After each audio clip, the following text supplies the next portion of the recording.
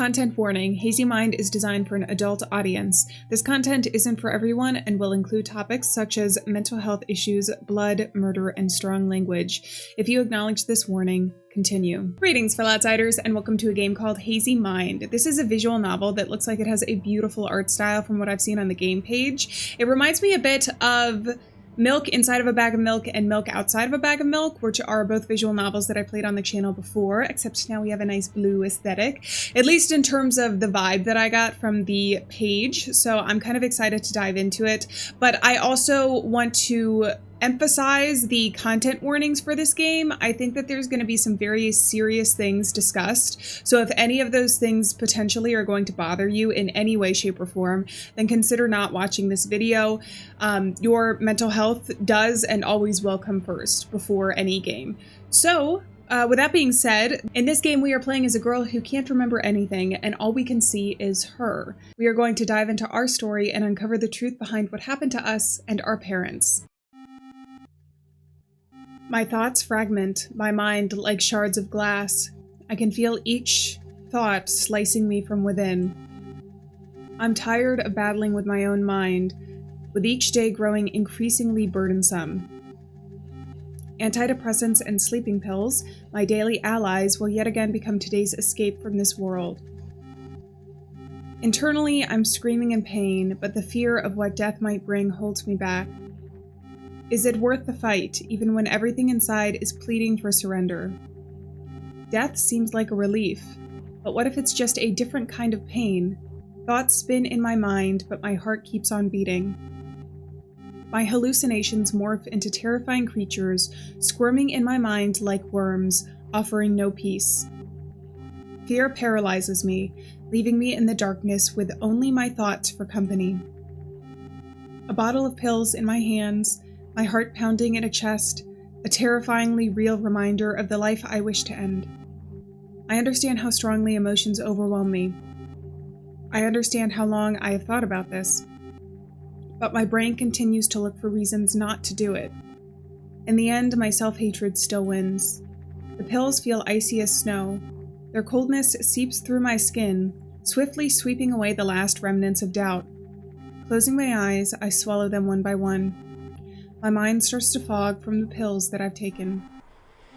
A strange moment of silence ensues. It's as if the world has slowed its rotation, giving me time to reconcile with my fate. The sensation of the pills in my throat feels like a sharp blow to the back, a confirmation of the irreversible decision I've just made. The world starts to slowly fade away, as if someone is gradually turning down the brightness on the TV. My consciousness becomes foggy. Thoughts mingle, quickly turning into meaningless chaos. I hear my own breathing. It's a cycle getting quieter and less frequent. The last thing I feel is the heaviness of my eyelids, which close involuntarily. I surrender to lifeless yet soothing oblivion. Sleep. It comes like a wave, sweeping me into an impenetrable depth. I surrender without resistance. Suddenly, a glimmer sparks in the darkness, and I see a dream. The surrounding darkness starts morphing. Dreams within it stir, stories both frightening and familiar. There are scenes from my life, moments of both happiness and suffering. As each second passes, those images become more vivid, adopting shapes, colors, and sounds. Some of them are kind, reminding me of times when I laughed, when I was happy. There are dreams that pierce me, reminding me of what led me here. I dive deeper and deeper into the dream. It's like a journey through my own soul. And suddenly, in the endless depths, I begin to see a light. It's a warm, muted glow that beckons me from the darkness. I'm drawn to this light, like a moth enticed by fire. And when I touch this light, I can feel it start to fill me, rousing me from the dark sleep. My eyes open. I feel the solid surface of the bed comforting my body. My head is still foggy, but it no longer pains me the way it did before. My consciousness slowly returns. Something is off. Everything around looks unfamiliar, even though I know it's my space. Memories spin in my head like flashing images, but I can't piece them together in a coherent whole. It's a feeling of emptiness, as if part of me is missing. Names, faces, moments, everything is plunged into disorganized mess, deemed unreachable for my mind. I'm finding it harder to breathe. My mind screams, seeking answers I don't have. Everything around starts to seem distant and insignificant. I'm lost in my own world. Realization sets in. I've forgotten. Everything, who I am, where I'm from, my existence is erased. I'm too scared to move, to breathe, because even the sensations feel new and alien. With each breath, I attempt to remember, but it only results in greater panic. The world around me begins to crumble, like an abandoned building eroding as time passes. I sense that I am moving further away from myself with each passing second. Fear wraps around me, squeezing my heart, and I can't find an escape. Gravity feels doubled. My body fails to resist, falling back onto the bed. The moment my body touches the bed, there's an instant relief. It's an unexpected calm in the midst of chaos.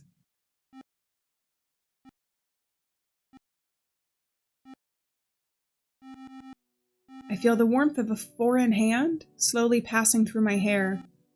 Despite consciousness stirring again, the desire to leave the comfortable sanctuary of my bed has disappeared. However, in the end, I decide to find out who is so tenderly guarding my peace. Hello. You've finally woken up. Oh, hi. She has a voice. You must be feeling lost and confused right now, unsure of where you are and who I am. She has a very soothing voice. Don't worry. I'm here to help you. Okay. I need to tell you something that might be hard for you to hear, but it's important that you know. Okay. This isn't the first time this has happened. You've woken up with no memory before. Does our character have memory loss from what had happened? Every night, your memory is reset. You cannot remember yesterday or any day before that. After a failed suicide attempt, you went through a lot of stress, and that's why you can't remember things. Who are you? Oh, I forgot to introduce myself. My apologies. My name is Marana. Your mom hired me to look after you, as every night you wake up oblivious to the world around you. Okay, so she's like almost like a nurse, I guess? My role is to be a beacon in the early hours, to help you navigate through the confusion. Of course, I am also here to assist you in regaining your memory. Is it possible to regain memory like that, though, when you have short-term memory loss? I guess it depends case to case, but I always thought that that was pretty serious. By the way, my duty is to provide you with a guide on what to do when I'm not around, and where to find essential items you might need. What is it called? Is it called retrograde amnesia? Sorry, I'm confused. Here, this is the guide. As you can see, it's a bit worn out since you've used it prior. First aid kit in the cabinet, kitchen straight down the corridor, emergency call 911, phone is on the table, and then address is City Arc, Udiv Street 4. In case of emergencies, Okay. The first aid kit is in your cabinet at the very bottom. You'll instantly recognize it. It looks like a typical first aid kit. Okay. Just to be on the safe side, I've sketched a picture of it here in the guide, so you can be sure you found the right Right there. box. Okay. To get to the kitchen, you will need to leave your room, walk straight down the corridor, then take a left. That's where you'll find the kitchen. Okay. If something happens to either of us, dial 911. That's the number for emergency services. Your phone is on the table. Okay. The phone is switched on and fully charged. You've always had a knack for figuring out how to use it, so I'm sure you won't have any issues there. What else was there? I feel like I'm forgetting something. I think it's the address. Right. If you have to call an ambulance, you'll need to know your address. It's 4 Buttiff Street, Arc City. Okay. It might be a bit challenging to remember right now, so I understand.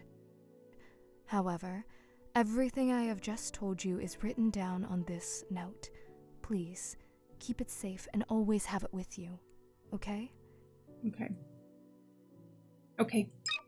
Great. You're doing very well. Now, to add a little joy to the moment, I've prepared something special for you. I cooked your all-time favorite dish, toast with egg. I love it. Thank you. Oh, and she's got the spices on it too. It's important to fuel your body. After eating, I can give you a tour around your room and help you discover more about your life that's been temporarily forgotten. Do you think that our character is going to be able to ever remember in a permanent way? Or are we just going to play through the day like today? So don't rush yourself. I wonder. Eat at your own pace. I'll be here. Okay.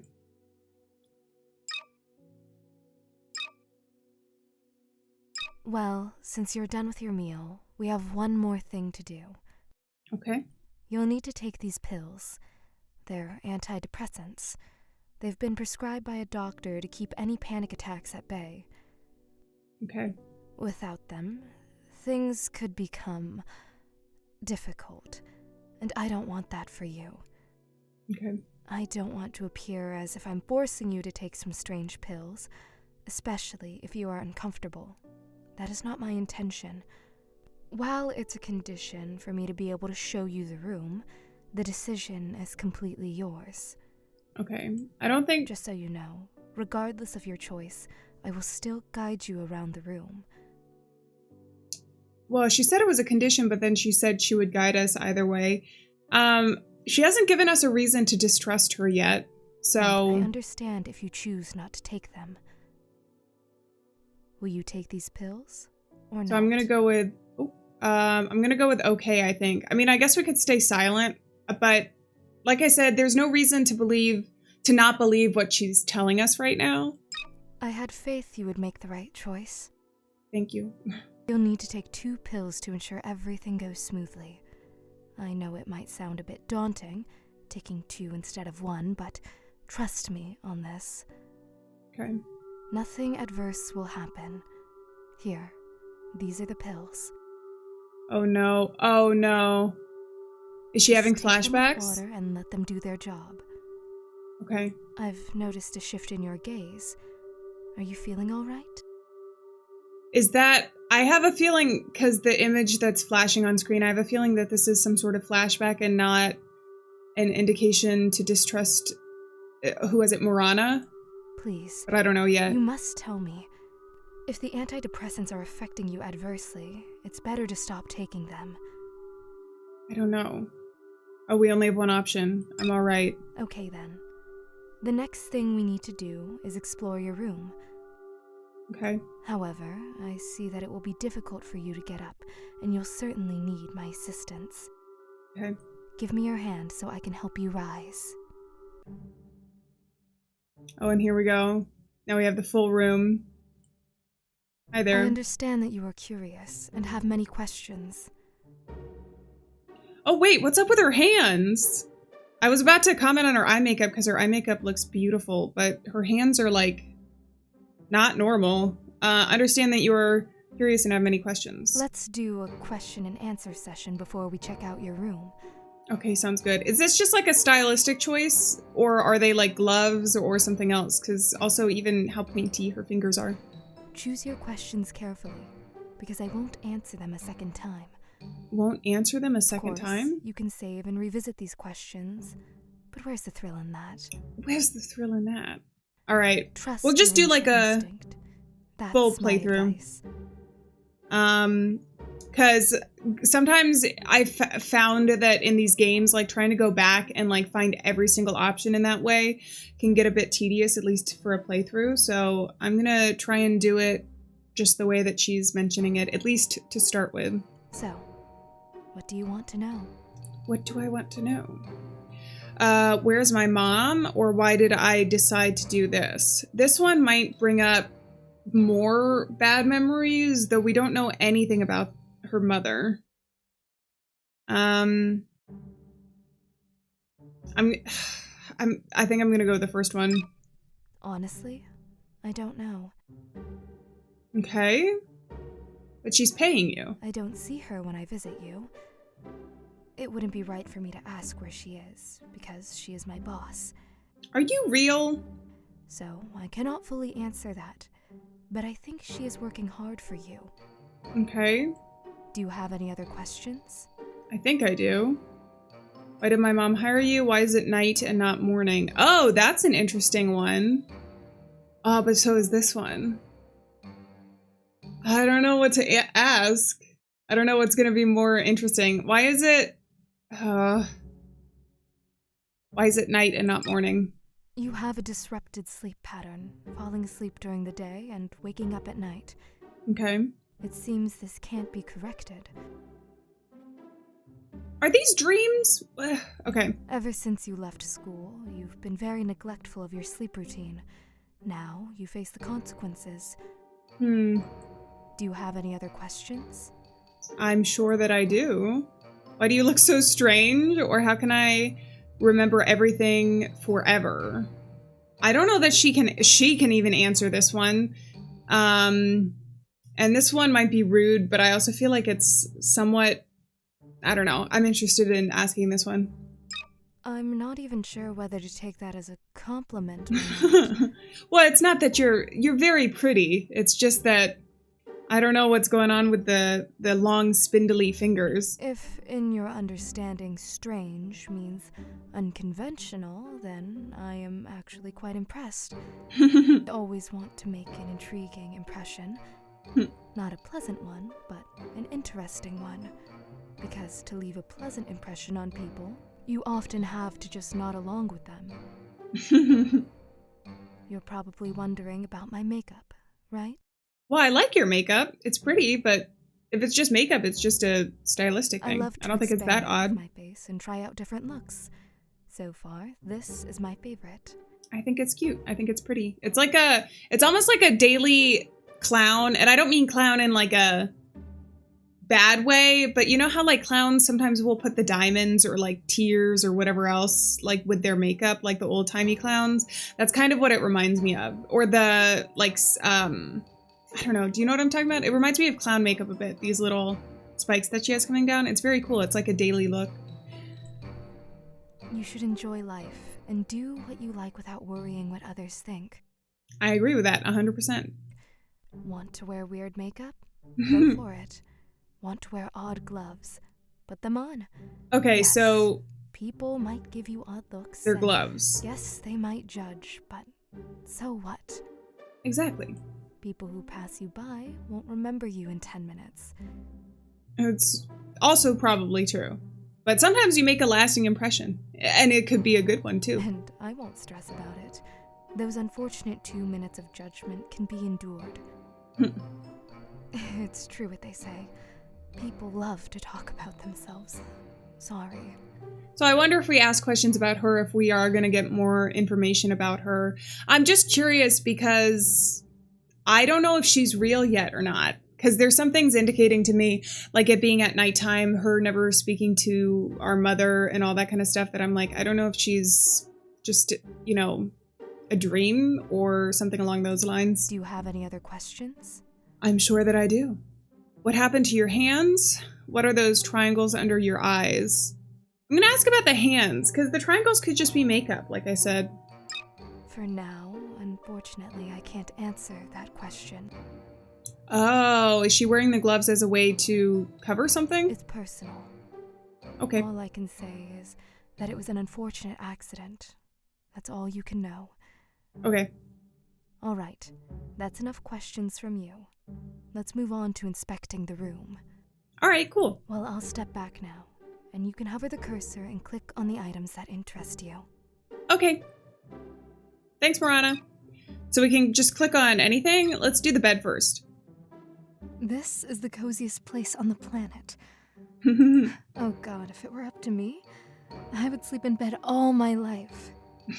I know it's not much different from death, but I love dreaming, so death is not an option. Though who knows? Maybe we really do dream after we die. Think about it. See, now that's interesting considering what the intro scene was, But and that it's let's not talk nighttime about me, right? It's about you.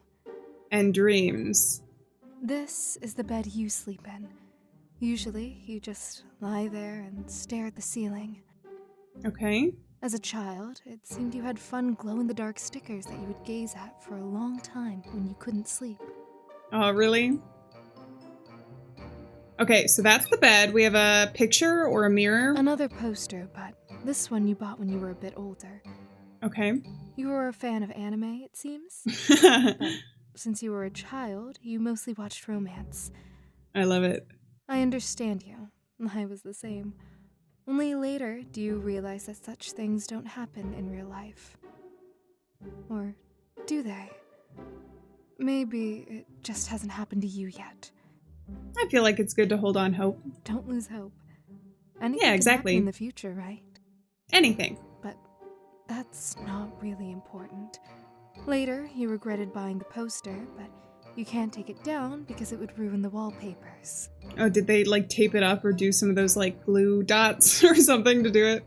Okay, we have a lamp. Can't do anything there. We do have our laptop and another poster and then the plant. And then I don't think I can move anywhere else.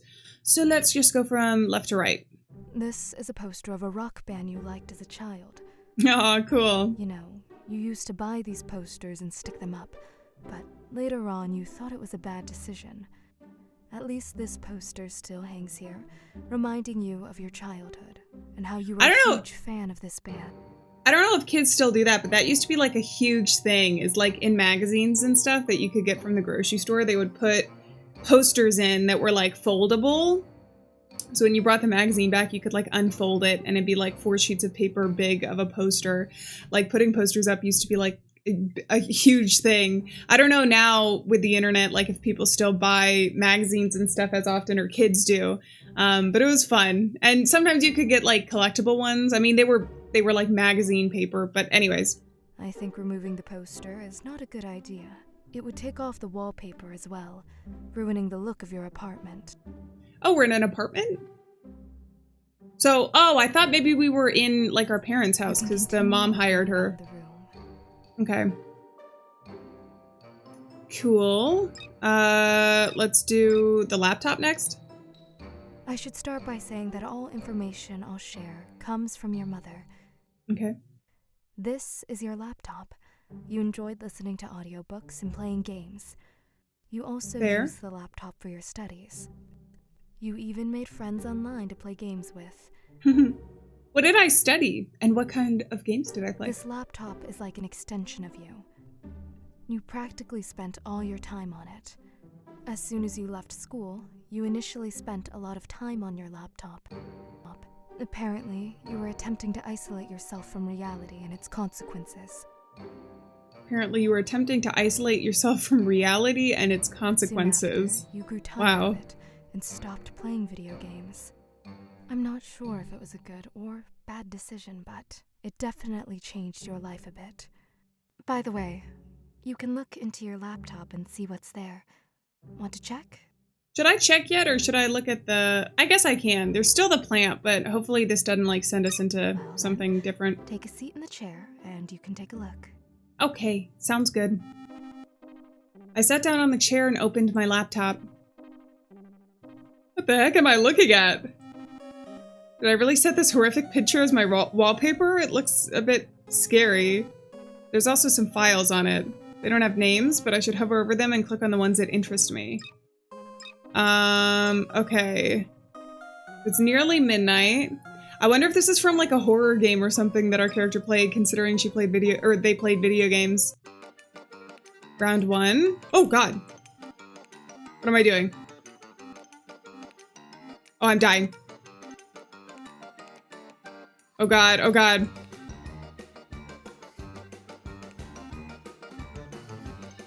Ah, round 2? Wait, I'm so bad at this. Want to try again?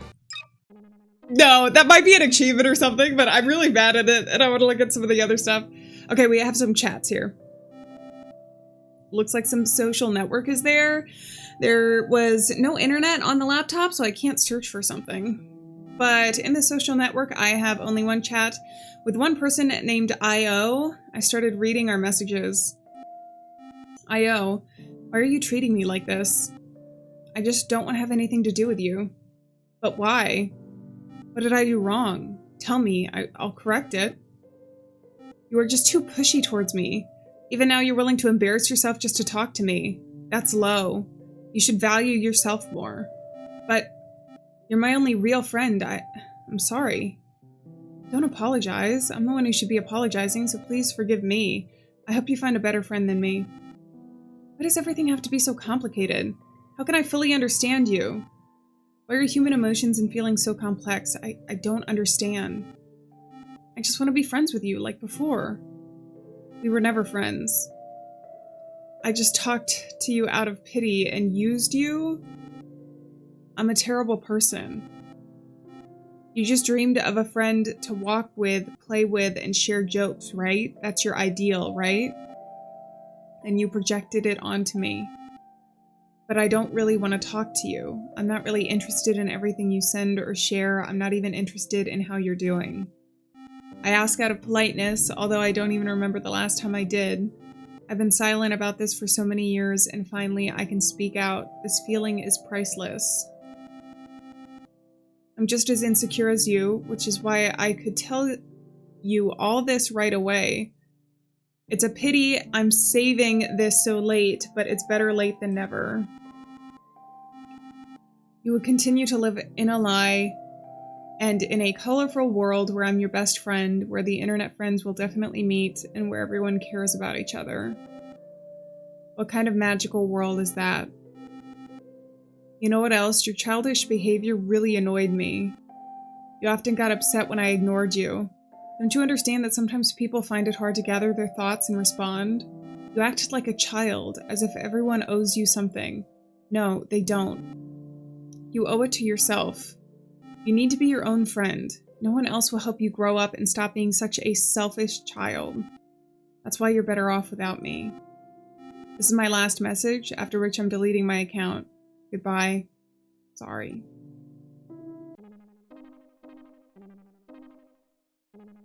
And that's just it?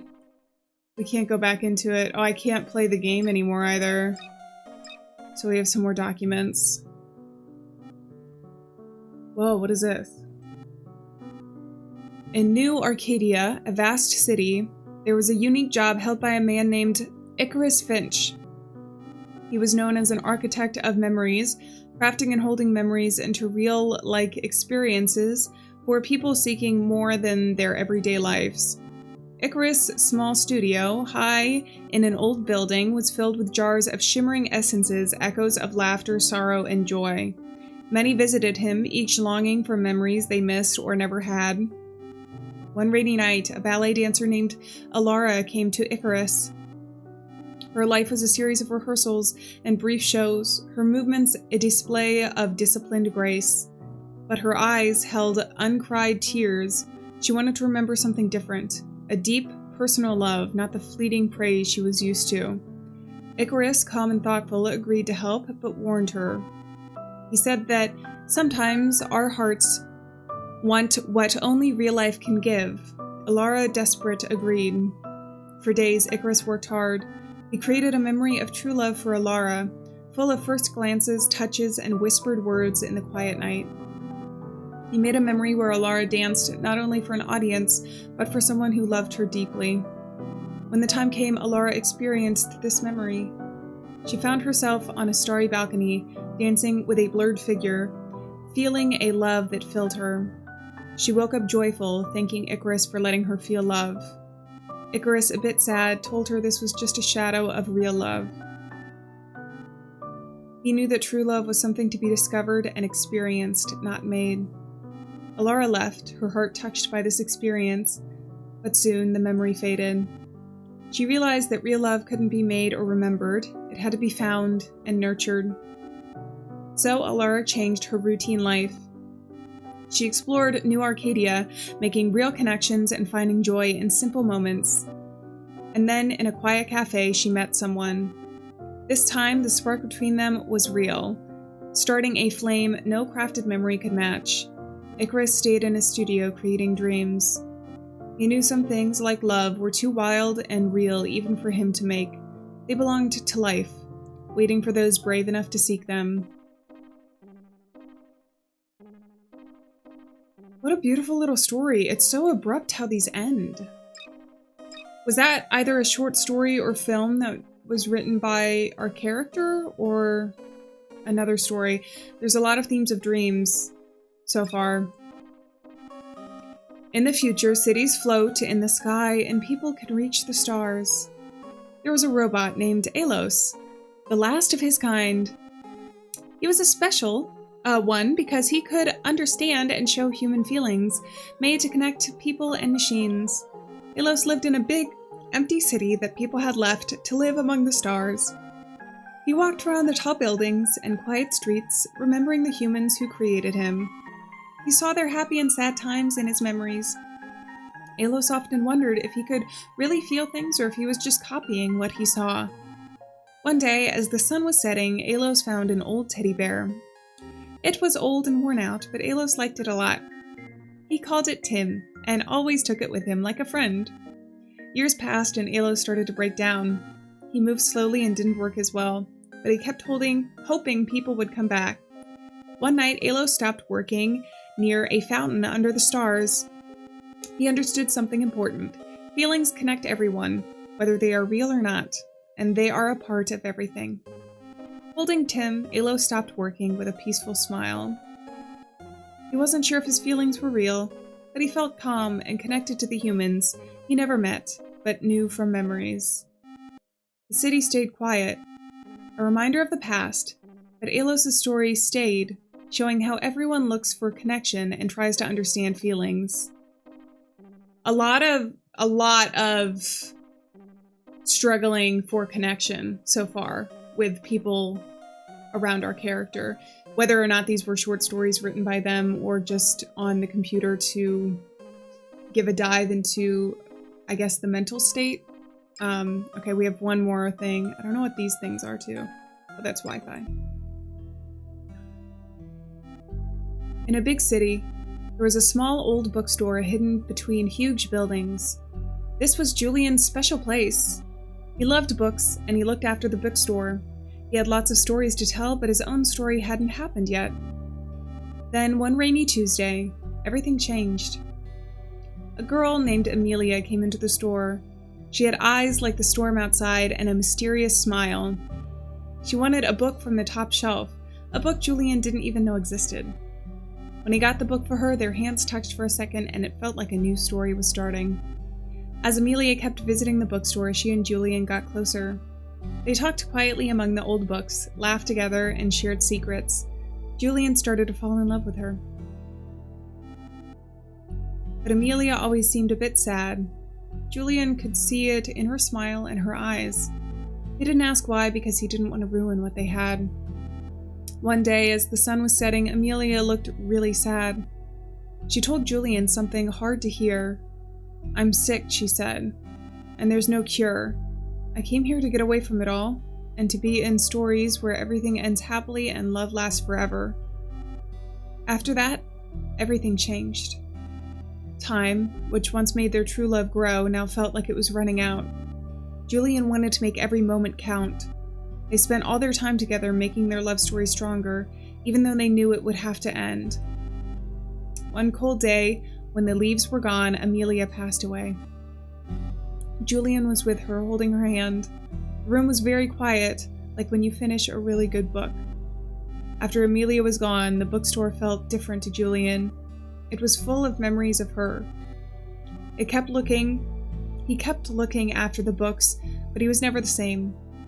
The top shelf where Amelia's book was got dusty. It was like a reminder of the girl who had changed his life. Now, in the quiet corners of the bookstore, if you listen carefully, it feels like their love story is still there. Julian talks to Amelia's memory, telling her stories. Their love lives on in the quiet moments in the bookstore. Well, do you have some questions about your laptop? Wow. Yeah, I feel like I need to, linger with some of the stories on there. the stories, I wrote them? That is something that I'm wondering too. Yes, you really did. As you can see, not every story has a happy ending. The stories feel very melancholic, you know? Like the one with the robot, there are positive aspects to it, but it ends, there are sad events that happen, if that makes sense. So like with the robot, it's like there's still love and connection there, and he feels that connection to the humans even though he was abandoned and stopped working on the planet. It feels very, mix of positive emotions while negative things are happening. But you're always trying to make stories with happy endings, like those in movies. I think the story with the ballet dancer shouldn't have ended like that. That ending was What do you mean? Stupid. Hey! What? Why? Why are you being mean to me? The story could have ended when Alara realizes the memories are fading, and she's not happy anymore. What? The part about her finding a new love interest is so far-fetched. I'm not sure. Wait, I'm not sure you're on my side. What? Hold on. The other stories? I really enjoyed them. You're a good writer, I think. Okay. Oh, no. What's your definition of a good ending? I just confessed to looking at your laptop. Sorry. I would have assumed she would have anyway, considering that they've lost all of their memories. It's a way to reconnect if she's trying to help us get our memories back. I didn't mean to. I'm just a bit tired from work, and when you sleep, I read those stories. Or I go to internet forums. They're funny, I think. Sorry, again. Yeah. But since you don't have much information on your laptop anyway, it's not a problem at all. Yeah, there wasn't too much about us on there. Continue looking around the room. Okay. We only have the plant left, and I don't think there's anything past that. I don't know what this is, too. Okay. Plant. Coffee? No, plant. This is the plant your mom gave you for your birthday. It's surprising it's still alive after so long. Just kidding. It's really because you've always taken such good care of it. Good job. So do we have a Lately, green with your thumb? Health troubles, it's your mom who's been looking after it mostly. Well, it's a connection. It was a gift from her, right? Oh, the book. This is this your the last diary, thing? the most important thing you have. And reading it might take some time. Okay. But since you've clicked on it, you definitely need to read it. Okay. It won't disturb you during this time. Read at your own pace. Why is this so serious? I couldn't click on it before either, so I'd had to If you finish won't everything share else. your emotions after reading, I'll be glad to listen. Okay. Sounds good. I saw Marana sit down on a chair next to my table and close her eyes. Apparently with such a job, she gets very little sleep. I carefully picked up the diary and sat on the bed. It looked like a regular book. It didn't have all that many pages, but the book still seemed thick. Perhaps because I had read it so many times, the book had become slightly misshapen, adding to its thickness. I don't know what awaits inside, and the atmosphere starts to get tense. Overcoming my anxiety, I finally opened the diary's first page and began to read. 22/08/2017. Hello.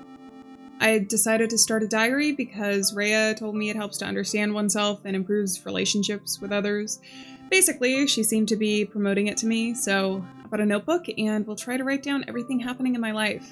Honestly, I don't think this will last long since I'm not a very consistent person. I can't do the same thing every day. But we'll see. Maybe it'll work out. It's hard for me to write. I don't even know what to write about. What did I do today? Went to school, talked with friends, came home, did my homework, and now I'm just sitting at home. Mom's not home as usual, and I have nothing to do. Well, technically, I have a lot I could do, like self-improve, prepare more for my lessons, play computer games, but I prefer to lie on my bed and stare at the ceiling. I don't know if everything is as lazy as me, if everyone is as lazy as me, or what's it called, procrastination, I think. Not sure about the spelling. When you can become anyone in this world, work hard, live your passion, but you choose to just lie on the bed. I think in the future I will read my diary and might not understand, maybe even blame myself for something. But I'm tired. Yeah, I have many friends at school. I get good grades, and I even hang out with friends outside. I always smile and joke around with them, trying to stay positive. Yet when I come home, I feel sadness and loneliness. Nothing seems to help. Not video games, not studying, not even food. Maybe I'm just not in the mood. Honestly, thank you, diary. I feel like I've just vented to someone, like crying on a shoulder. I feel a bit better. But not getting an answer back is hard. It's like talking to a wall. Maybe I don't need a reply. Your purpose might be to just be there for anyone who wants to share something privately but is afraid to. Anyway, I'll go now. 4/9/2017. Hello again, diary. It has been 2 days since school started. These days were normal. Rhea and I sat together, joked during breaks, and had lunch together. Today, I brought her the cookies I baked at home, and she shared a tasty salad with me. She loved the cookies. Rhea is genuinely a kind person. We have a lot in common, but she's not into video games. She prefers studying, and she's really dedicated. I don't have that drive, even though I get the same grades as her. I feel like school just prepares us to be perfect workers. It's like, do this, do that, don't question things. Or else you'll get the lowest mark, or in a job setting, you might get fired. 13/9/2017. Hello, diary. Recently, our class was asked to write an essay about friendship. I spent a long time thinking about what to write. I have many friends, but what does this essay really want from me? Should I worry more about what the teacher thinks rather than what I truly feel? It's so absurd. At first, I wrote an essay expressing my real opinion that friends are just a way to avoid feeling lonely. After rereading it, I realized the teacher wouldn't like it. I tried to write something that would get me a good grade, but the problem was I sat with that paper for over an hour and couldn't think of anything. I decided not to submit the essay and got the lowest mark. I chose not to tell my mom about it, and she doesn't seem to care much about me anyway. If I had submitted the essay with my honest feelings, they might have sent me to a psychiatrist or even suspended me from school. That's life. 18/10/2017. Hello again. Sorry for not writing for so long. I mean, nothing new happened. As usual, I hung out with Rhea, played video games, slept, and of course, went to school. But something happened recently that threw me off. As I mentioned, I have many friends, including guys, and mostly play video games with them. And recently, one of the guys confessed his feelings to me. Diary, you cannot imagine my surprise. I mean, I've seen some girls flirting with guys and vice versa, but I always set boundaries and no one ever flirted with me. I never cared about such things and never even thought about it. But for the first time in my life, someone confessed to me. He just said it, honestly and openly, feeling it wasn't fair to keep it a secret from me and wanted an honest answer. I don't know how to respond to him because I don't feel that strong love described in movies or books. Still, I'm really flustered by all of this. I'm even embarrassed to write to you about it because I'm usually so down when I talk to you, but now I'm smiling as I write this. It feels so unusual. Sweet entry. 2/11/2017. Hello again. I remember the last time I wrote about the guy who confessed to me? Well, we're seeing each other now. It's not like we're officially together and act like a couple, we're just hanging out and getting to know each other. Throughout this time, I realized I like him. I'm now really worried about what will happen next, since he hasn't asked me about my feelings yet. But if he does, I'll be so embarrassed. All of this is overwhelming me. Lately, I seem happier and even starting to turn down Rhea's offers to hang out. She's quite puzzled because I haven't told her who I've been spending time with, but I think she suspects I have a boyfriend. She even started teasing me about it. To be honest, I'm a bit scared. Soon we'll be applying to colleges, choosing our dream professions, or staying in school for 2 more years. I think I'm not very sure about what I want to do, so I'll stay in school for another 2 years. Thoughts of the future upset me. I don't want to think about it. I've got a strange feeling that something's wrong with me. I love to draw, especially different creatures. For instance, I recently drew a chubby black cat during class. My imagination can run wild sometimes. But in class, believe it or not, Thought I saw that exact cat I drew walk into our room, looking so real. I instantly knew it wasn't real and laughed it off, blaming it on being tired from school. But deep down, I'm worried and scared. I know mental health issues can be inherited. I had a grandfather who took his own life. My mom often spoke of him, remembering him as a great man, and cried for him. She said he lost his mind after my grandmother's death. I'll never meet him, though I wish I could have talked to him. It's a pity. I don't romanticize mental disorders like movies do. I think it's not normal and should be treated. Otherwise, people can completely lose their minds. Anyways, that's the weird situation I experienced. 21/11/2017.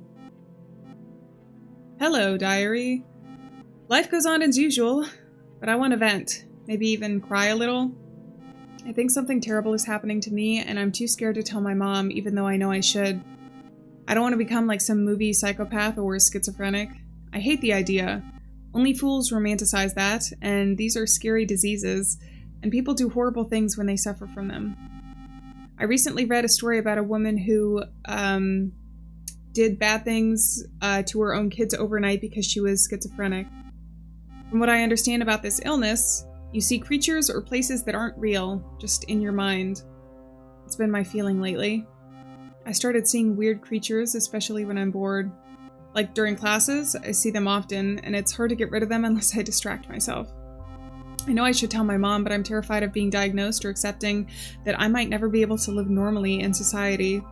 That would be like death to me since I'd no longer be ordinary.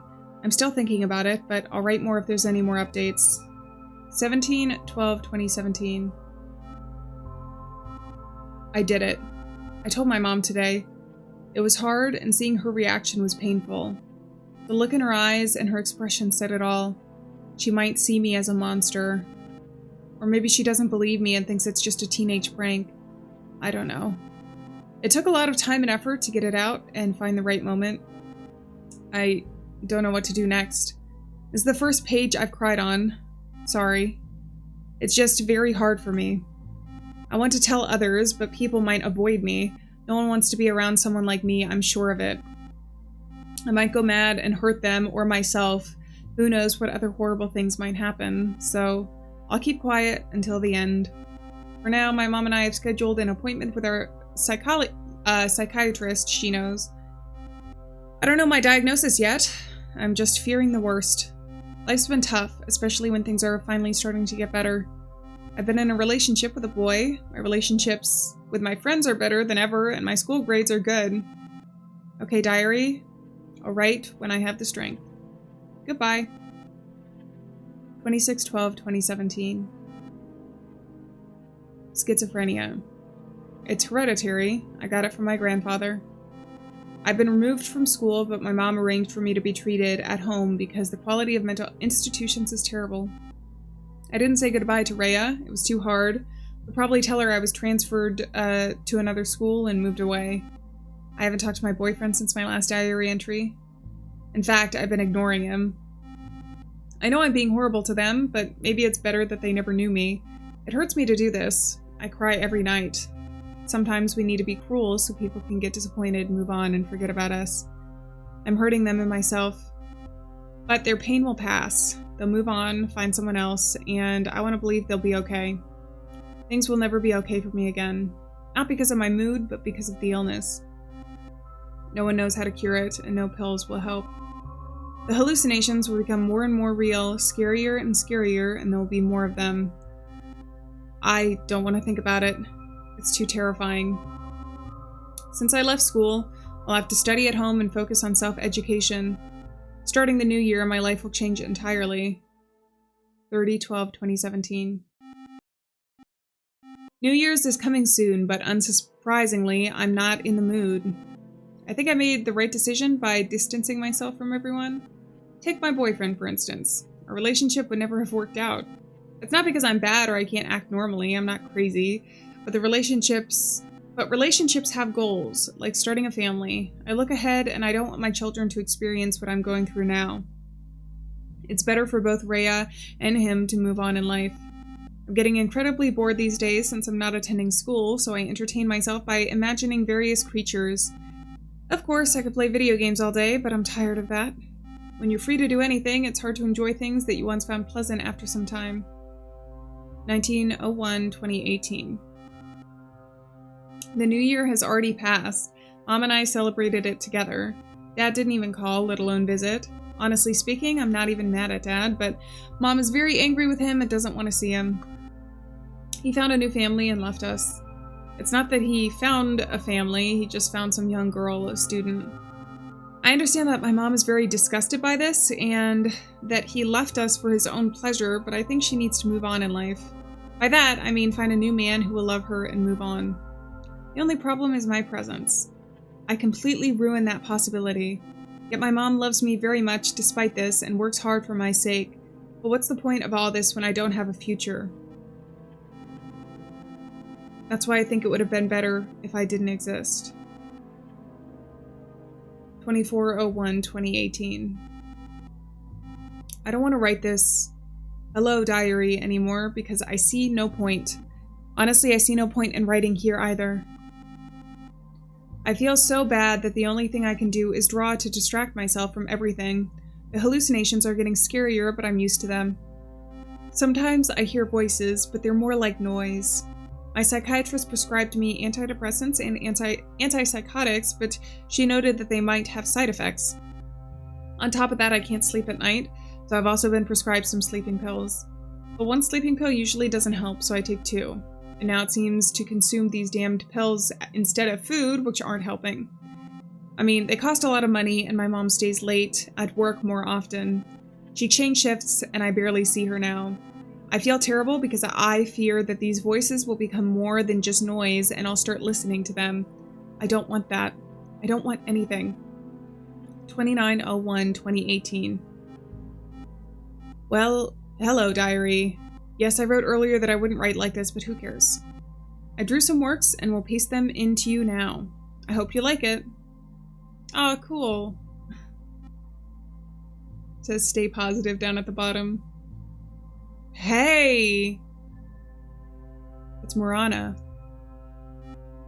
Wait, is that Marana? It looks a lot like her. Was I familiar with her before? Why didn't she tell me about it?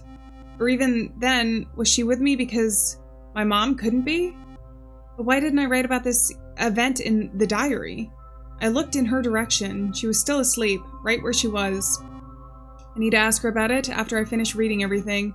I opened the diary again and continued reading. 10/2/2018. Today I had a fight with my mom. She called me a mistake, said I do nothing, and that I'm a burden, and called me stupid. I understand she said it out of emotion, but she was telling the truth, and only the truth. I have no friends, no job prospects, with such a diagnosis, and all I do is take my pills that cost an incredible amount of money that don't even help. I can't even talk to anyone. I can't tell strangers on the internet about my diagnosis. It would look like I want pity. I just want to confide in someone, cry on someone's shoulder. But what's the point?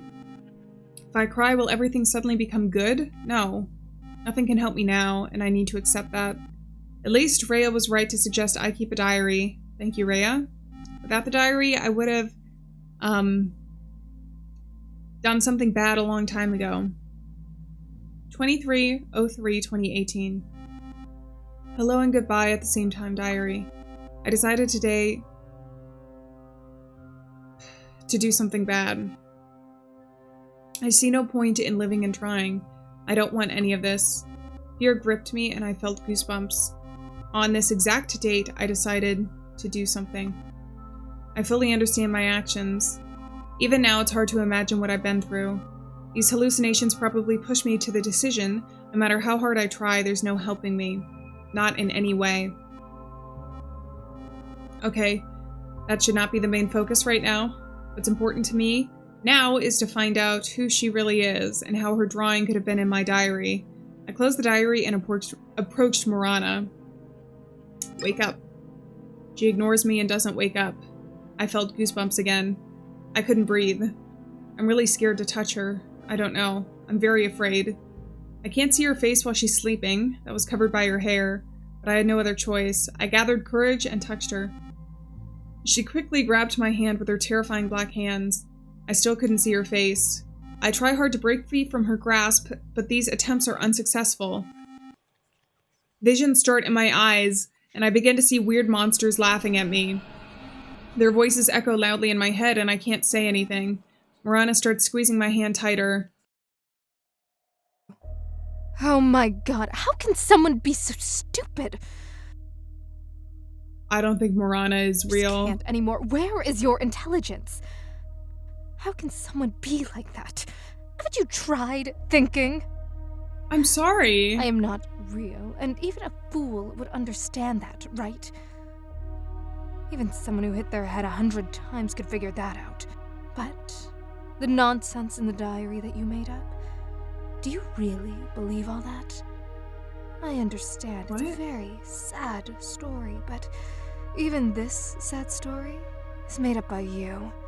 Why invent such a tragic story for yourself? For a friend and a boyfriend? You hate the truth, don't you? Well, think about it again. Truth is, you never had any friends. You didn't have a Rhea or a boyfriend either. I don't think that's true. I think you're just saying that. Just like you made me up. No, I don't think that's Practically true. everything you wrote in the diary is not true, but fiction. Think about it again. No, I think you're just being mean. You're obviously just lashing out. You write in your diary about how your boyfriend and your friend ignored the fact that you suddenly disappeared. What nonsense is that? Think if you really had friends and a boyfriend, they wouldn't know where you live? That sounds illogical. Very illogical. Damn it, illogical. Do you really think they wouldn't visit you if you suddenly disappeared?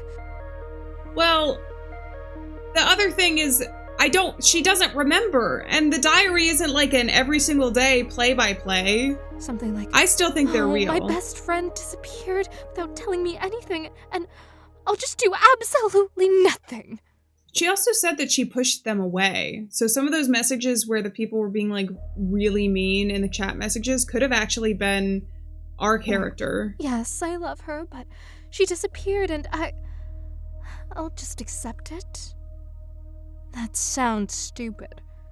Don't tell me you actually believe they would continue their lives with your disappearance. Even considering that you're in school and you are practically children who can't do anything in this situation, your friends or your boyfriend wouldn't abandon you. Well, maybe they haven't. Our character doesn't remember everything that's happened the past few months. They would try to find you. Something might have happened to you. Do you understand what I mean? But unfortunately, all of this is just your imagination. No one is going to look for you. In reality, you're just a lonely girl with schizophrenia and a bunch of psychological disorders who doesn't leave her home. You've had this illness since childhood. You didn't go to kindergarten or school because of it. And your mom kept you at home. You hardly saw the sunlight in your life.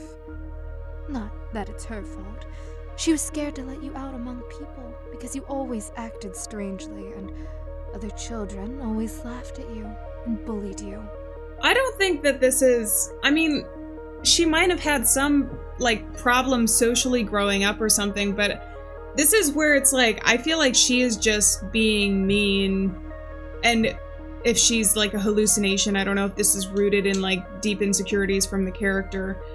I still think that Rhea and the boyfriend were real. And I don't think everybody hated her. That's just... It's not... I don't believe it. Your father left your family not because of some student he found, but because of you. And you know it. It's all because of you. You've gotten too caught up in your own play. I'm tired of being in it. Wow, Marana is mean. I'm leaving. Stay by yourself and enjoy the solitude, since you love to suffer, right? Marana got up and left, slamming the door loudly behind her. She appeared upset, even though she was also angry. I'm somewhat confused by what she said. It doesn't fully register in my mind. Should I go after her? Go after her, or do not go after her? Oh, man. My inclination, even though it might be the wrong choice, is always to, like, do something rather than not do something in these games. Is there a way that I can save? I know I said I was going to play through the whole thing, which I am going to. I'm not going to, like, go back immediately after making this decision, but... Alright, I'm going to go after her. I'm going to see what happens. Suddenly, I spotted a strange creature on my bed, looking at me with its peculiar eyes. Aw, are you leaving already? Everyone leaves. I'm not surprised. You're not an exception. Fine, I release you. Go on. Just be careful, okay? Okay, should I have talked to her? A strange yet unexpectedly charming monster, but I'm off to follow Marana. I'll return to this creature later. If I had stayed, would I have still been able to go after her and talk to... Oh, now I kind of want to go back and see the other option. I did save. I'm gonna see if this just gives me the opportunity to talk to the monster and then still go after Marana. We'll see. Do not go after her. Suddenly, I spotted a strange creature on my bed, looking at me with its peculiar eyes. Okay, here we go. Who are you? I am you. And what are you doing here? I'm lonely, and I'd like to make a friend. With anyone. You're not real? Well, neither are you. Everything in this world is unreal. A simulation. What do you want from me? Just a bit of attention. But you've already got that, haven't you? Not enough. I am too lonely. You need to go, although I don't want you to. Where to? Into the unknown. Don't be afraid. Why are you talking like this? I can't understand you at all. After her. After Marana? Yes. You'll leave me, like all the others. No one stays with me for long. All right, I release you. Run and discover the whole truth. Just the thought that I could help you warms my soul. Aw, you're smiling. I hope you'll be strong. You need to go after Marana now. But don't believe everything other creatures say. You shouldn't fully trust Marana either. Some want to scare you. But sometimes they tell the truth. Alright. Leave now. Good luck. Thank you. Okay, I'm kind of glad that I was able to see them. I see a corridor, a long corridor, and directly opposite of my room, another room. I wedged open with various linens. It's wedged open with various linens. That's odd, but maybe Marana went in there? At some point, I became fearless and pushed the door open. Whoa. Whoa. I don't think there are words that could describe what I felt at that moment. I was dumbfounded. The smell was revolting, and out of horror, I covered my face with my sweater. I don't understand. Who is this? What is this? Suddenly, I hear the sound of grinding teeth coming from behind me, and sense something approaching. Oh my god. Why are you so afraid, darling? Can't even turn your head. Oh my god, the voice acting is so good. Am I that terrifying to you? You're insulting me with this kind of behavior. Is the smell a hallucination, or is this what she saw, or was there something more in the room? If you don't turn around, in 10 seconds, I will kill you. I don't think so. I am counting. Should we turn around? 10, 9, 8, 7, 6, 5, 4, 3, 2, 1. Good girl. Whoa. I thought that you were really stupid, but I see some progress. This was in the game, the video game on the laptop. This was one of the creatures. Oh. Well, well. Who do I see? A little girl, lost in her own mind. Did you get lost, dear? It must have been very scary to see what you saw. I understand you like no one else. It's okay. Sooner or later, this was bound to happen. What you see is your mother. Or rather, what's left of her. Is this true? Yes. Who did this to her, you ask, right? You did. You did this. I don't believe you. You're not real. Well, you just said something quite obvious. Indeed, I'm not real. But to you, I am real. I'm your consciousness that has taken this form. You could still be lying, though. Believe it or not. I don't need your trust. It's worthless. You're a sick person who should kill yourself. Shut up. It's all your fault. Your fault that your mother has been decomposing for a week under her bed. Oh my god. If it weren't for you, she would be alive. What happened? And you, a criminal who deserves nothing but jail. Is this real? But personally, I think it's better to kill yourself than to live a life like yours. Don't you think? Ah, wait. Your look. I know what it says. You don't just disbelieve me. You want to see evidence. Well, you could have said so straight away. Okay. Oh, I don't like you. I will gladly show and tell you everything in detail. In the smallest details. What's happening? It was a regular evening, and you had a fight with your mom. You had been arguing quite a bit lately, mostly about trivial things, and it no longer surprised you. You had gotten used to it. But at some point, your mom began to lose her mind with anger towards you. She got so angry that she started hurling terrible insults at you. She kept repeating one word. Wretch. Perhaps she said more, but all you could hear was the echoing word. Wretch. Let's talk more about how exactly you killed her. Oh my You god. don't remember? No? Look, do you see the broken vase on the floor? With that vase still filled with flowers, you tried to kill her as she turned toward the window.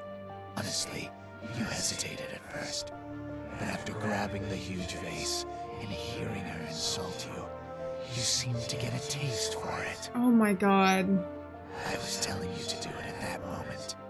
You know, to add a bit of courage, since you were always too timid to take bold actions. And at one point, after mustering a great deal of courage, you took a last breath before... Boom! Your mom had no opportunity to grasp what happened. But you missed when you threw the vase. Like I said, you're not good at this. I really hope that this is fabricated by the hallucination. But wait, what happened next? Your mom looked at you, not fully comprehending what you just did. Scared, you ran to the kitchen. Or maybe you wanted to run away from home. I'm not sure. Your mom chased after you, not understanding what was happening. You're in the kitchen. Your mom's in the kitchen. But there's a difference.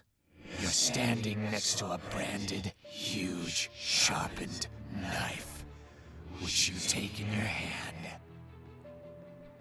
And you point it at your mother. Your mother, naturally, is in total shock. Oh my god. She tells you, don't do anything stupid, with a trembling, frightened voice. This is horrendous. You, like a complete rag, start to cry. That's very much your style. But then you even surprised me. Suddenly, your expression turned hateful, and you stopped crying.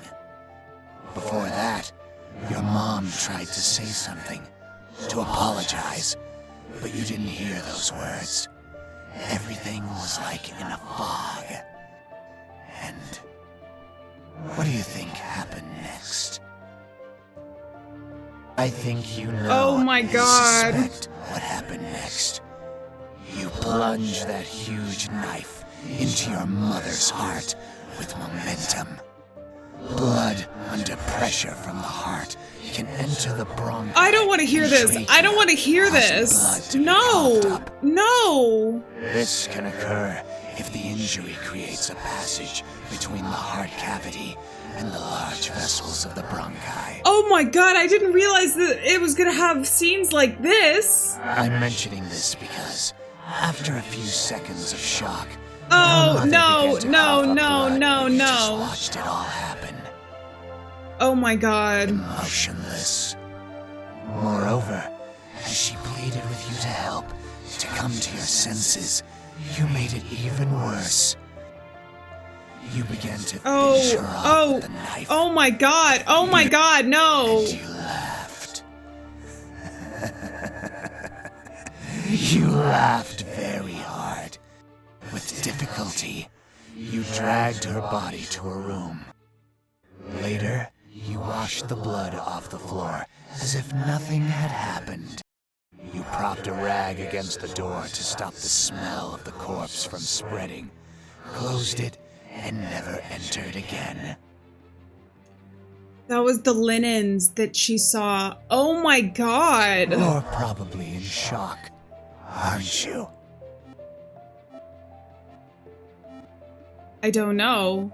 I don't know where the truth lies. Am I really capable of such a thing? Or was it not me and this isn't my house at all? It's all so strange. My head hurts. It hurts very badly. It's splitting. And the last second, I just saw darkness before my eyes collapsed to the floor, hitting my head hard.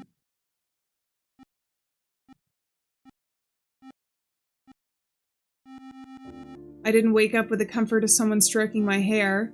In actuality, I woke up because of the terrible smell of the corpse lying next to me. I instinctively moved away from it, struggled to my feet, dropped a towel against the door and closed it. There were no more monsters. And that red one was also gone. I could consider myself safe, but what should I do? Calling emergency services was risky because even if I'm not a murderer, I might still end up in jail. Should I check the medicine cabinet? Call someone? Or go to the kitchen? But for what reason? What else can I do? I honestly don't know. Oh, God.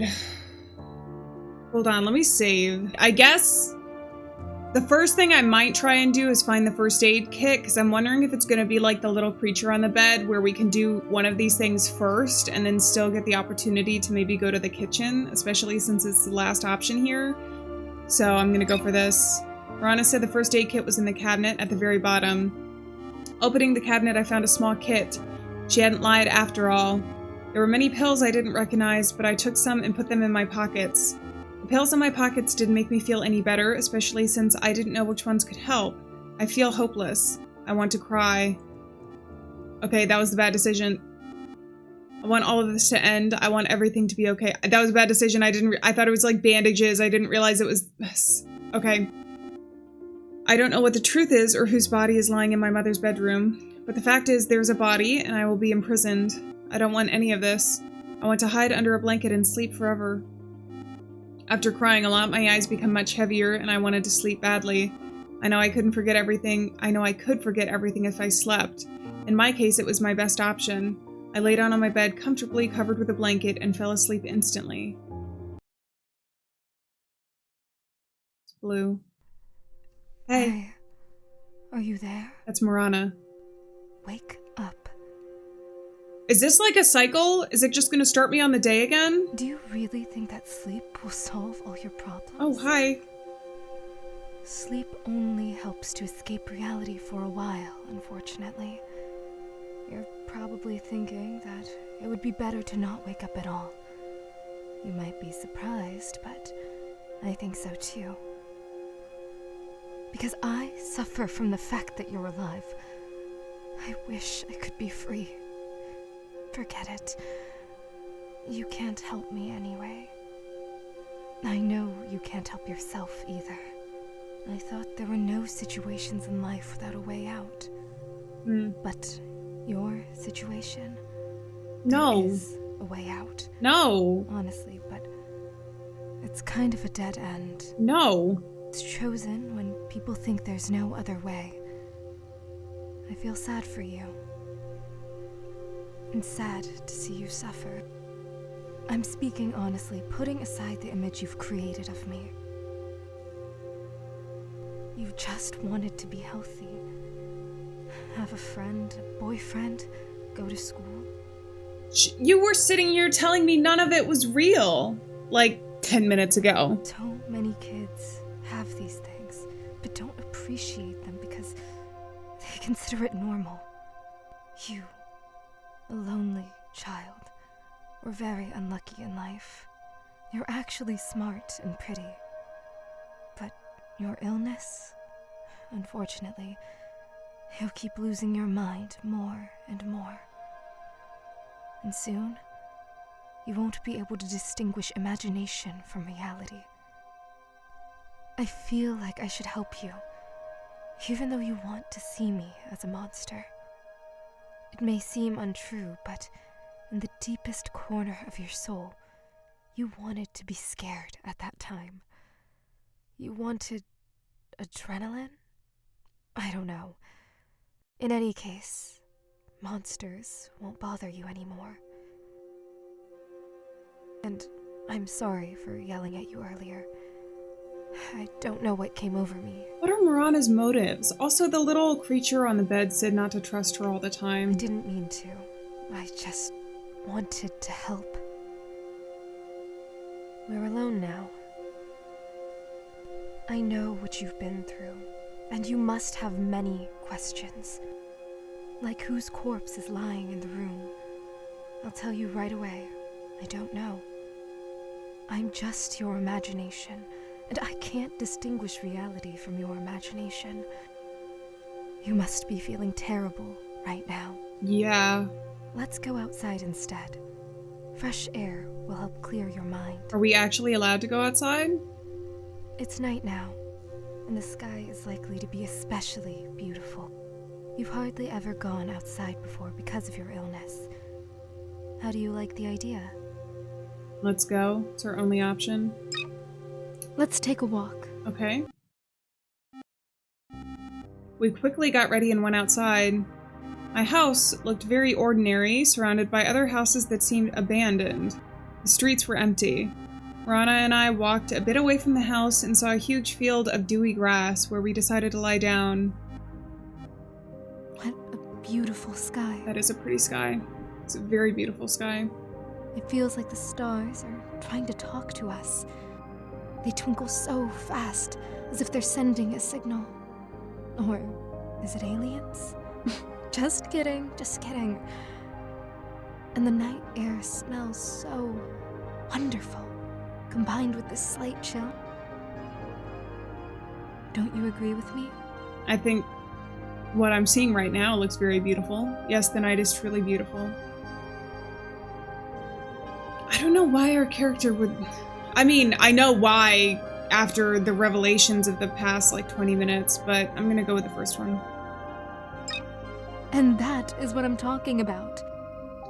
I'm so glad we came out together, but unfortunately, it's not the only reason we left the house. We need to talk. Okay. About you. About your dreams, regrets, and thoughts. It's very sad for me to say this, but the end is known. And I think you understand what I mean. I'm selfish, trying to sweet-talk you when I, myself, want to break free from the shackles. But I think you also believe this is the way out, right? No. No, I don't think this is the way out. I knew you'd answer like that. You're just saying that, but deep down, I know how you feel. Because I am you. And you are me. It's strange.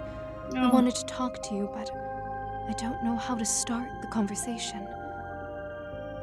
I guess I'm too anxious. I just feel sorry for you. and I don't know how to help you. There's nothing in the world that would help you, and I know how lonely you feel. But you're not alone. You have me after all. You were kind of mean earlier, though. Like, you're nice, like, 70% of the time, but you were, like, really mean when I woke you up earlier, so... You always talk to me when you wanted to get something off your chest. You're a kind person who wouldn't hurt a fly, and I know you have no one to talk to. Even your mother, she was always too busy to talk to you. Video games will never fill the void inside you, and I understand how much your existence in the world torments you. Sometimes you feel it would have been better if you were never born. Even in the event of your death, there's no one who would cry for you, right? That's the most saddening part. I don't think that's true. I don't know anything about this person, but I know that every person in the world leaves some sort of impact. Oh, this is sad. Usually it's only family and close ones who hold you back from the edge. But you have no one. I wish I could take your hand, the younger version of you, and lead you away from these problems. That version of you that still doesn't quite understand what makes them different from others. To make you a healthy child. Imagine your life if that were true. You would have a friend, a boyfriend, a loving mother, and a very bright future. It's what you always wanted more than anything in life. Though these are simple things, aren't they? People on the internet, they don't quite fill the void you have inside. Some just disappear without a trace. They delete their account forever, or they just remove you from friends. So that message was from one of her friends from earlier. They start ignoring you as if you were never friends. They all leave. Absolutely everyone. No one will stay with you, and no one will truly worry about you. Though you, if I remember correctly, really cared for them. Sometimes it seems that all people are cruel by nature. They will betray you at the right moment to make it even more painful for you. Io was such an example for you. That's her nickname online. Oh, we're getting backstory to the conversation from earlier. Because of your amnesia, you probably don't remember her. Perhaps it's for the best, but I still need to tell you. Because I want you to have a better understanding of yourself. She was an example? When you were a teenager, you actually had many friends online with whom you often spoke. And since you were children, you shared everything that happened in your life. You became friends with Io shortly before your 13th birthday. You became practically best friends, and you knew about Io's problems in life. I don't think we know how old our character is currently in the current day. Also, because we don't know how much of a time gap that is missing. I suppose, well, I don't know. Everyone had problems, and you worried about Io, and even cried when she was hurt, always trying to support her. When she was at the toughest moment of life and death, you saved her. But could she do the same for you? Obviously, she didn't do that for you. She just deleted her account at some point when you wrote to her about your problems. Since you knew her by heart, you easily found her new account. She added all the friends from the previous page there. All except you. Ouch. And she shared photos where she enjoys life. Oh my god. I can't imagine what you felt looking at this. Sometimes, you even thought about writing to her. Ask what's wrong. Maybe there was a mistake. After all, you wanted to be friends with her. Even if she didn't want to support you, you still wanted to communicate with her, even without her support. That's how lonely you were. I think this has greatly affected you. You still, after years, follow her social networks, where she is happy. And it seems she's already achieved everything in life. Sad. I don't know if you're happy for her, or sad, or hate her. What do you feel for her? Sadness, hatred, or happiness?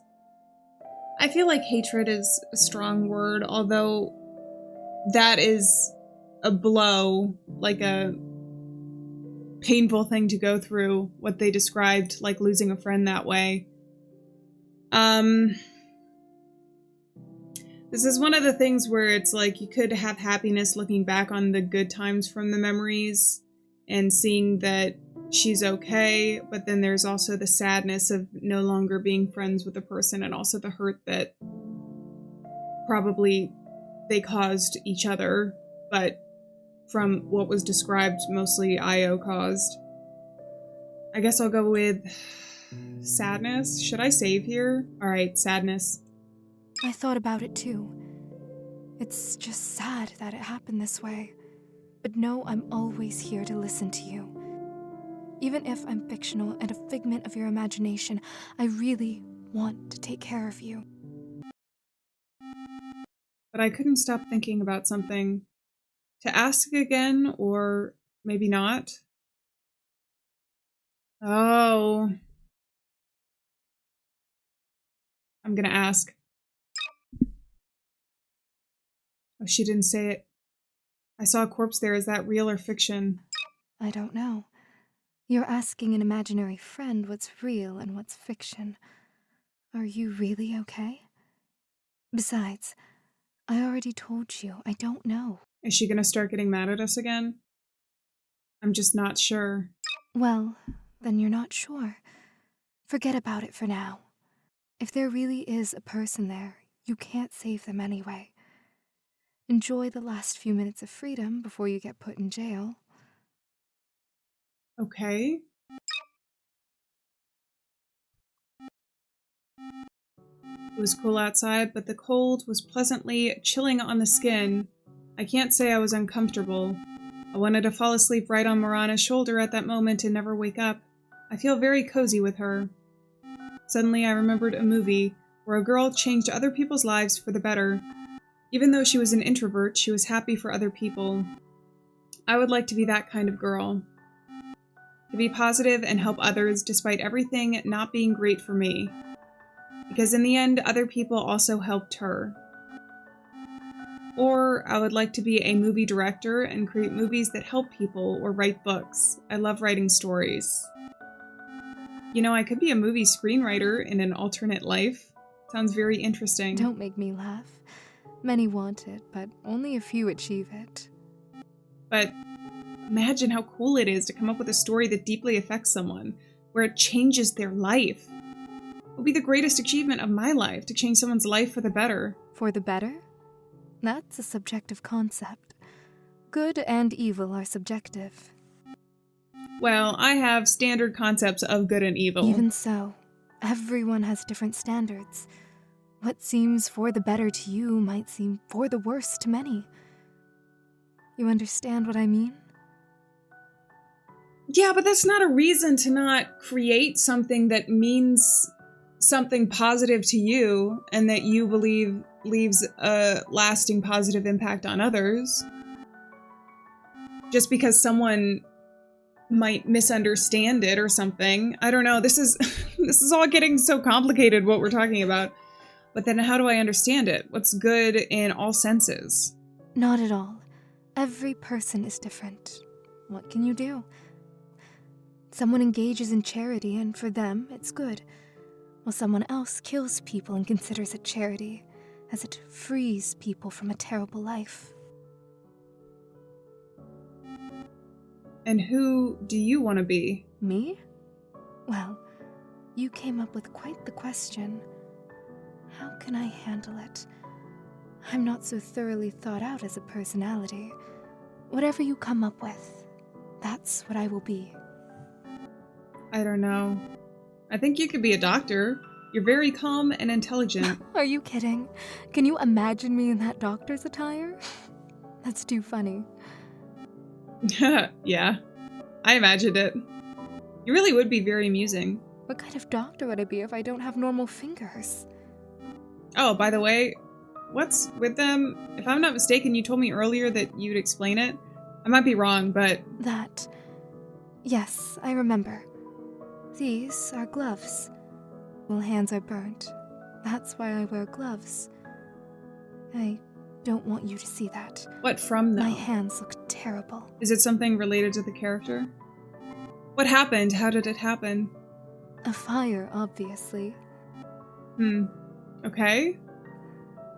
Don't you feel it's strange when you imagine me and ask such questions? Well, I feel like since she's part of the character's psyche, we're only getting to know the characters a little bit better, I guess. In a way. But you look so real, as if you have your own secrets and you're unusual. Ambiguous, I would say. I still haven't figured out what role you play in my life. You seem both good and bad at the same time. I don't know. Thanks for the compliment, but because you still can't decide who I am for you, you don't know yourself. How can you create a constant personality for me? By the way, how can I distinguish what's real and what's not? To distinguish, you need to think. Assume something. Think critically. What could really happen and what sounds illogical and unrealistic? Only in the end will you find out what's true and what's not. So, just believe what you believe. Actually, I'm very comfortable with you. I could probably spend a whole lifetime like this. It'll be hard for me to part with you if I do. You know what, to myself? No, it shouldn't. You're liberating both yourself and me. You're doing a good thing. But we could lie and talk like this forever, couldn't we? I don't need anything more in life. Just a friend who can listen and support. And I can do the same for you. We can't talk like this forever. We'll run out of topics before an hour passes. Maybe you're right. Okay, let's go home now. Okay. As soon as I set foot on the threshold, a storm of emotion suddenly overcame me. I began to think about my future, and each thought pierced me into pieces, knowing that I won't achieve anything in life. I will be nobody. Such thoughts often bring me down to earth, reminding me of my worthlessness. What happened? Why did you stop? What are you thinking about? I'm thinking...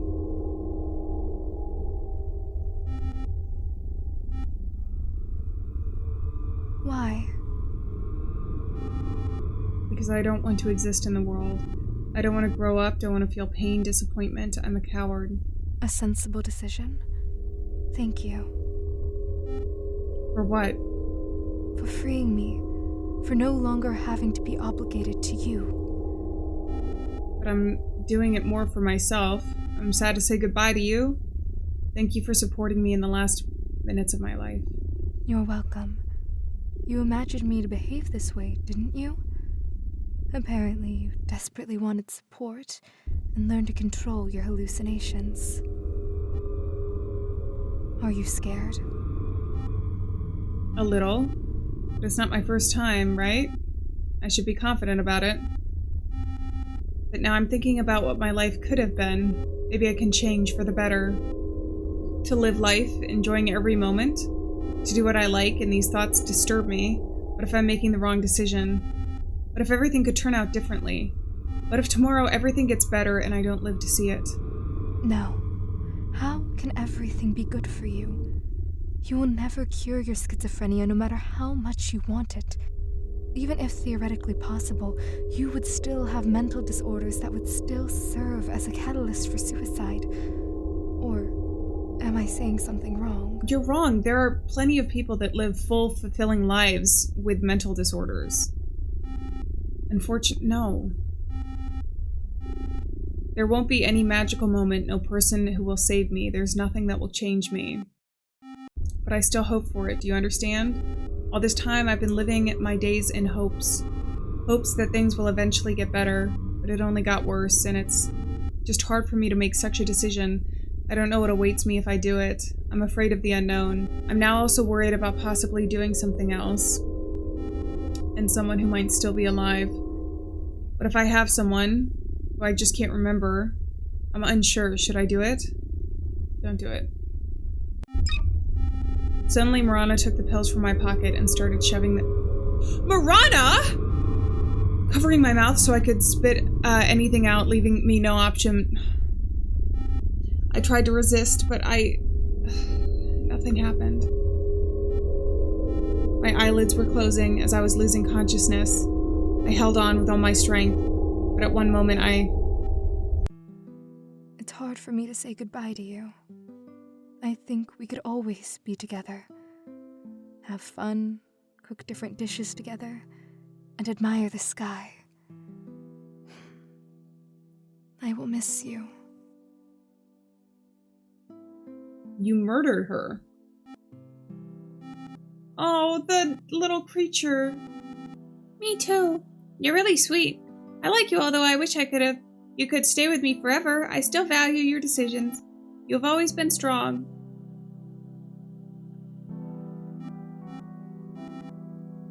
Guys, can I play with you? Yes, of course you can. We'll play a game. Close your eyes and count to 500. By that time, we'll hide and you can find us. Their looks seemed very kind, like they finally wanted to be friends with me. I counted to 500, but they were all still there. Damn, didn't think you could count to such a high number. Count again. But guys, I've already counted. You just don't want to be friends with me, right? Do you finally get it? Go away. We don't need crazies as friends. Mom, the kids in the yard don't want to be friends with me. Those kids, they're scum. You should know that, right? Don't listen to them. Can I play with Mom? Oh dear, unfortunately no. I have to run to work now, but I promise when I come back we'll play, okay? Okay. Hooray, you're back! Mom, you promised to play with me. Darling, I'm so tired. Honestly, Mom had a really hard day. I'll make some food now and we can lie down together. Is that okay with you? Okay. After watching TV for a bit, Mom immediately fell asleep. I was left alone, again. Not that I felt sad, or I didn't know what I felt. Maybe loneliness? I understand that Mom has a lot of things to do, and she's great at handling everything, but a little bit of egoism in me wanted some attention. Well, it's just you and me now. You're plush, I know. But I really wish I could talk to you. All you can do is hug me, though. Wonder why you have wings. Are you gonna fly away from me, too? Just kidding. I know you won't fly away. You're a simple plush. I'm so lonely. I'm so lonely that I cry and open my heart to a plush toy. Why does everything in life happen like this? Why can't everything just be good? I just don't understand. Why is there so much pain in living? Why? Why is every day agony for me? Why? Sorry. I can't sleep again. Even your hugs don't help. As a child, I would fall asleep immediately just by looking at you. It's hard to live when the only escape from reality is sleep, and even that you can't get. Io, you shouldn't do this to yourself. You're the best person I've ever met. I know you might think badly of yourself, but I know you're a wonderful person. As soon as you grow up, you'll leave your parents' house and move into your own apartment, and you'll live well. Just wait. I really believe that you'll make it. You have to believe in yourself. I understand you. I might be selfish, but it will be damn painful to lose you. You're the only person I've ever truly opened up to. Please don't do this. It's painful to see how cruel people can be. Watching memes, playing games, I wasted my life to at least slightly alleviate the loneliness. Probably my last hope became my hallucinations. I started to control them. Sometimes it worked, and sometimes my mind played tricks on me. Overall, I was happier than now. Over time, I got sick of playing games and interacting online. I cut off all ties with people. I read books, improved myself, drew, and tried to write stories. But unfortunately, with each story it got worse. I didn't like anything I did. Every time it seemed like I was creating a terrible story, and the scariest thing was that I didn't know how to fix it. In the end, I burned out. I couldn't write or draw anymore. What's a point in a hobby if you don't enjoy it? I forced myself and felt only negative emotions. Over time, it all accumulated inside me, like now. You, the player, are probably wondering what is true and what is not in this story, right? I really did try to end it, like at the beginning. I really lost my memory after the stress. But unfortunately, I was not very experienced and I first drank a weak sleeping pill. Secondly, I took them in a relatively small amount, and thirdly, there's a small chance of dying from them. After that, I most likely made up a story just like from one movie, where the main character wakes up every night and remembers nothing. The image of Marana has been in my head for a long time, and I've talked to her before. What else, you might be wondering? Was my mom's corpse real?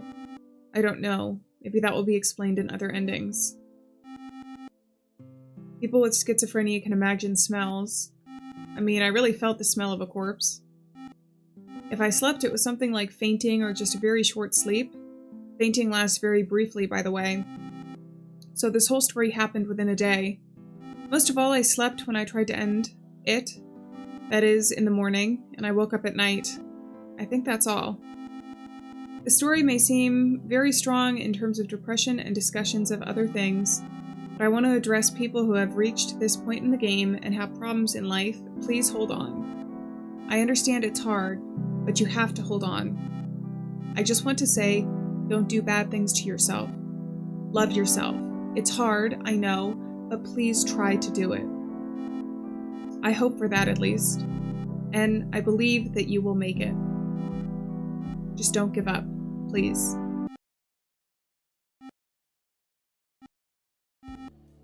Congratulations, you've completed the game with a neutral ending.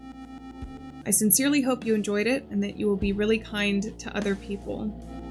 Thank you for playing the game. Give it another shot to try multiple endings. I also want to say a big thank you to some people. Without them, this game would have just stayed a dream. Oh my goodness. And then we have credits. I don't know how long the credits are gonna roll.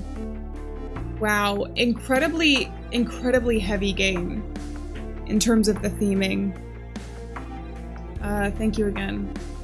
Goodbye, and please take care of yourself. Wow, and that was the neutral ending? So there must be, if there's a neutral ending, then there must be at least like a bad and a good ending.